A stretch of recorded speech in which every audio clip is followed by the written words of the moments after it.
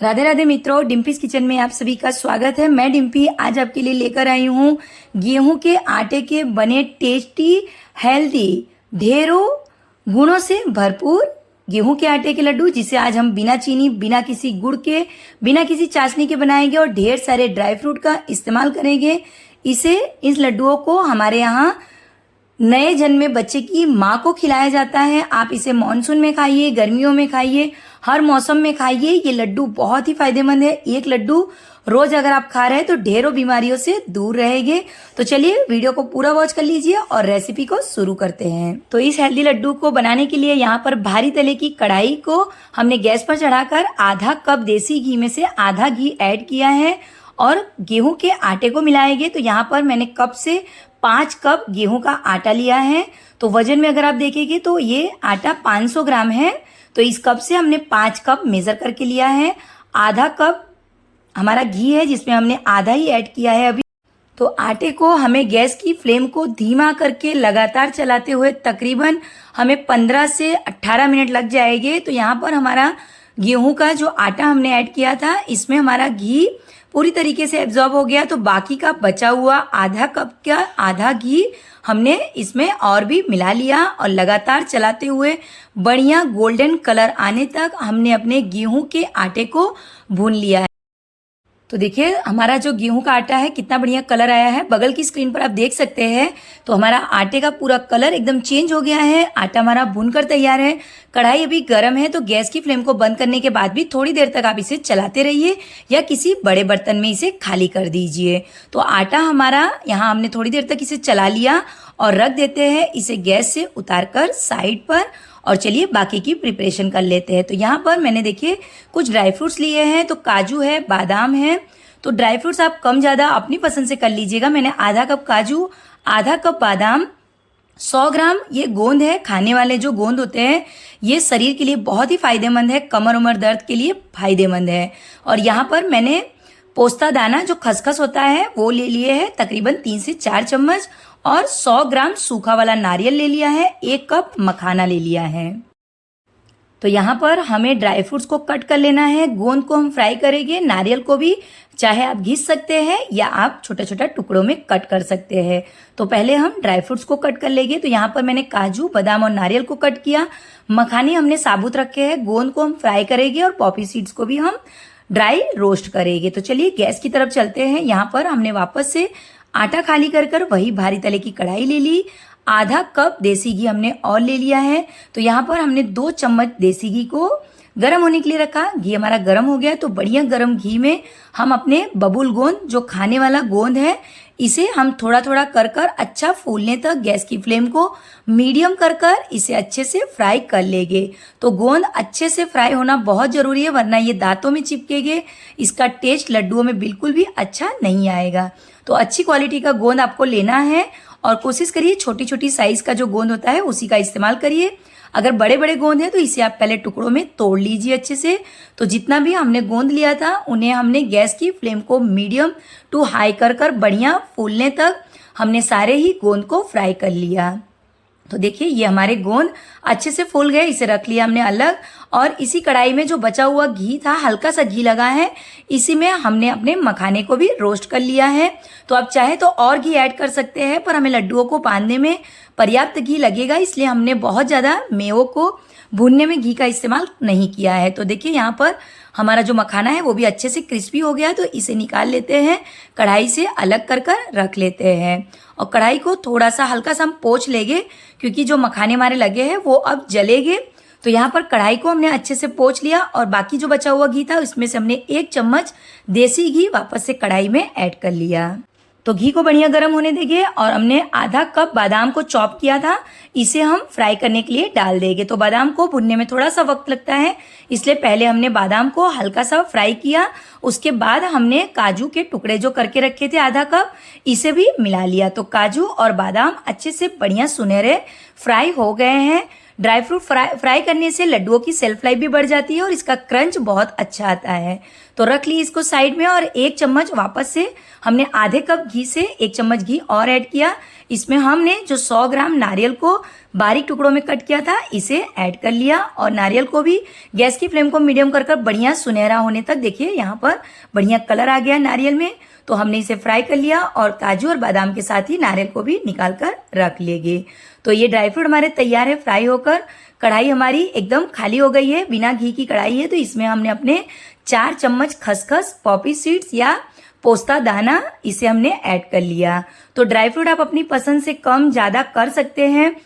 आप इसी स्टेज पर अलसी को भी भूनकर इन लड्डुओं में मिला सकते हैं। ये लड्डू खाने में बहुत ही टेस्टी लगते हैं, बहुत ही फायदेमंद है और बहुत आसानी से बन भी जाते हैं। थोड़ी सी मेहनत भले लगती है, पर ये लड्डू जब बनते हैं तो खाने में बहुत ही जबरदस्त लगते हैं। तो पॉपी सीड्स को हमने यहाँ पर 1 से 1.5 मिनट लगे हैं। चट चट की आवाज आने लगी, बढ़िया खुशबू आने लगी, फ्राई कर निकाल लिया। कढ़ाई को अच्छे से फिर से पोंछ लिया और 1 चम्मच यहाँ पर 1 चम्मच बड़ी चम्मच से घी बचा था, इसे भी हमने वापस से कढ़ाई में डाल दिया है। तो घी को बढ़िया गरम कर लिया और अब हम इसमें भुनेंगे हल्दी। तो इन आटा के लड्डू में हम हल्दी का इस्तेमाल कर रहे हैं। तो 1 चम्मच यहाँ पर हमने भरकर हल्दी ली है। हल्दी को बढ़िया घी में हमें भून लेना है। गैस की फ्लेम को हमने बंद कर दिया, घी गर्म हो गया था अच्छे से। गैस की फ्लेम को बंद कर हल्दी भून ली। हल्दी को रखते हैं साइड पर। यहाँ पर हमारे काजू, बादाम, पोस्ता दाना, नारियल फ्राई हो गए हैं, गोंद और मखाने। तो मखाने को हम चाहे तो कट कर सकते हैं, तोड़ सकते हैं या मिक्सर के ग्राइंडर जार में चला सकते हैं। तो बबूल गोंद को भी आप क्रश कर सकते हैं, पर मैंने आज इन लड्डुओं के लिए मखाना और गोंद दोनों को ही मिक्सर के ग्राइंडर जार में पल्स पर पीस लिया है। बढ़िया दरदरा ये पीस जाएगा, तो इसे पीस लेते हैं। तो मखाने हमारे दरदरे हो गए हैं, आज थोड़े से खड़े खड़े भी है और अच्छे से थोड़े से बारीक भी हुए। एकदम पाउडर नहीं बनाना है, इसका टेस्ट लड्डुओं में अच्छा लगेगा इस तरीके से पीसने पे। और जो बबूल गोंद है हमारा, जो गोंद एडिबल गोंद, खाने वाला गोंद, इसे भी हम मिक्सर के ग्राइंडर जार में ले लेंगे। आप चाहे तो इस तरीके से मैसर से मैश कर सकते हैं या कटोरी से भी मैश कर सकते हैं। आज मैंने इसका पाउडर बनाकर लिया है, तो इसे पीस लिया। और अब चलते हैं आटे में बाकी की चीजें मिलाने के लिए। तो यहाँ आटा मैंने परात में निकालकर हल्का ठंडा कर लिया है। एकदम गरम गरम में आपको सभी चीजें नहीं मिलानी है, आटा छूने पर बस एकदम गुनगुना लग रहा है। तो यहाँ पर हल्दी भी हमारी हल्की सी ठंडी हो गई थी। एकदम गरम गरम में नहीं मिलाना है फ्रेंड्स, वरना हल्दी घी के साथ है तो ये हाथ में चिपक सकती है, गरम पाकर हाथ आपका जल सकता है। तो यहाँ पर मैंने थोड़ा सा आटा डालकर कढ़ाई में हल्दी को पूरी तरीके से निकाल लिया। कलछी को भी साफ कर ले रहे हैं और अब हम हाथों की सहायता से आटे को अच्छे से दोनों हाथों की सहायता से मसलते हुए मिलाएंगे, जैसे हम मोयन लगाते हैं बिल्कुल इसी तरीके से मसलेंगे, ताकि हमारे आटे में अच्छे से हल्दी का कलर पूरी तरीके से मिल जाए। और देखिए कितना बढ़िया कलर हमारे आटे में आ गया है। तो आप और डार्क रखना चाहते हैं तो आप और हल्दी डाल सकते हैं, पर इतने मेजरमेंट के लिए 1 चम्मच हल्दी एकदम परफेक्ट थी। अभी जब हम लड्डुओं को बांधेंगे ऊपर से घी डालकर, तो इसमें बढ़िया कलर और अच्छा आएगा। तो यहाँ पर मिठास के लिए मैंने मिश्री ली है। तो 500 ग्राम गेहूं के आटे के लिए आप चाहे तो 500 ग्राम मिश्री का इस्तेमाल कर सकते हैं। मैंने 400 से 450 ग्राम मिश्री ली है। तो ये धागे वाली मिश्री है, ये शरीर के लिए बहुत ही फायदेमंद होती है। तो यहाँ पर देखिए मैंने मिश्रियों को तोड़कर बढ़िया बारीक पाउडर बना लिया है मिक्सर के ग्राइंडर जार में पीस के। तो एक छलनी ले लेंगे और छलनी की सहायता से सारे ही मिश्री के पाउडर को छान लेंगे। तो छानना बहुत जरूरी है, क्योंकि इसमें जो गांठे हैं या जो धागे रह गए हैं मिश्री में, वो सारे ही छनकर निकल जाएंगे।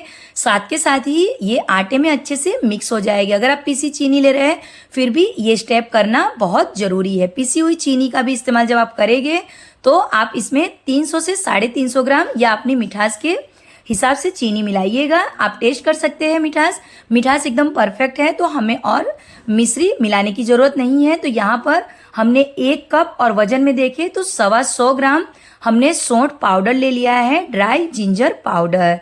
तो आज हम बना रहे हैं सौंठ के लड्डू, सेठौरा जिसे यूपी में कहा जाता है। तो यहाँ पर हमने सौंठ अच्छी मात्रा में डाला है, इस कप से 1 कप और वजन में 125 ग्राम, 125 ग्राम हमारा सौंठ का पाउडर है। तो चलिए अब सभी चीजों को अच्छे से पहले मिक्स कर लेंगे। ये लड्डू सौंठ के हैं तो इसमें सौंठ का टेस्ट थोड़ा ज्यादा ही रहेगा, आप कम ज्यादा भी कर सकते हैं। यहाँ पर हमने जो जितने भी ड्राई फ्रूट्स और गोंद तैयार किए थे, पीस कर और कट कर फ्राई कर सभी चीजों को अच्छे से मिक्स करेंगे आटे के साथ और दोनों हाथों की सहायता से पहले ड्राई फ्रूट को आटे के साथ अच्छे से मिक्स कर लेंगे। तो यहाँ पर लड्डू हमारे बंधने के लिए एकदम तैयार है। तो देखिए कितना बढ़िया हमारा मिश्रण तैयार हो गया है। तो हमने सेम कढ़ाई में यहाँ पर 1 कप देसी घी ले लिया है। तो घी आप कोई सा भी ले सकते हैं, पर देसी घी में घर में खा रहे हैं तो देसी घी का इस्तेमाल करिए। आप वनस्पति घी का भी इस्तेमाल कर सकते हैं, या आधा देसी घी और आधा वनस्पति घी भी ले सकते हैं। तो 1 कप घी को हमने हल्का गर्म कर लिया है। बहुत ज़्यादा उबालना या बहुत ज़्यादा गर्म नहीं करना है, हल्का पिघला लेना है। तो यहाँ पर हमने आधा डिवाइड कर लिया है आटा, पूरे में एक साथ नहीं मिलाना है। अगर आप 3-4 लोग लड्डू बांध रहे हैं तो पूरे में घी मिला सकते हैं। मैं यहाँ लड्डुओं को 2 लोग के साथ बांध रही थी, इसलिए हमने आधे आधे करके लड्डुओं में घी मिलाया है। तो पहले घी को अच्छे से दोनों हाथों से इस तरीके से रगड़ते हुए मिक्स कर लेंगे, और अब हम इन लड्डुओं को बांध कर देखेंगे। तो बांध अच्छे से लड्डू बंध रहे हैं तो और घी की जरूरत नहीं है। तो देखिए कितने आसानी से ये लड्डू बंध जा रहे हैं, और हमने देसी घी का इस्तेमाल किया तो लड्डू हमारे एकदम सॉफ्ट भी रहेंगे।